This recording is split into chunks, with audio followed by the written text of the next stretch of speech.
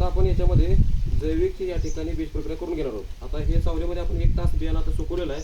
आता याच्यामध्ये आपण जैविकची बीज प्रक्रिया कशी करायची तर ते बघून घेऊया. तर ह्या पुडीमध्ये आपल्याला अझोटोबॅक्टर, ट्रायकोडर्मा आणि पीएसबी असे ते घटक याच्यामध्ये येतात. तर अशा पद्धतीचे हे वेगवेगळे घटक याच्यामध्ये अझोटोबॅक्टर, ट्रायकोडर्मा आणि पीएसबी असे 3 घटक असतात.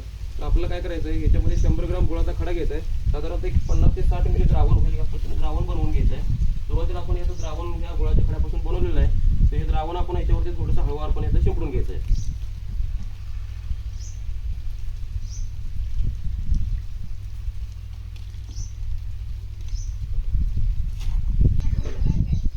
आता गुळाचं द्रावण आपण याच्यामध्ये टाकून घेतलेलं आहे. तर आता याच्यामध्ये आपल्याला दोन्ही मिश्रण होईल या पद्धतीने ही पावडर आपल्याला अशा पद्धतीने याच्यावरती टाकून घ्यायची सुरुवातीला.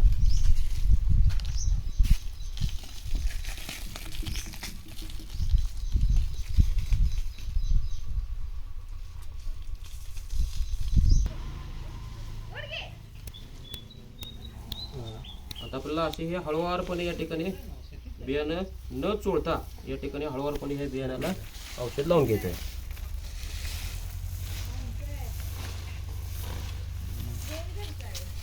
पावडर व्यवस्थित सर्व बियाण्याला लागेल या पद्धतीने आपण याला हळूवारपणे चोळून घ्यायचं.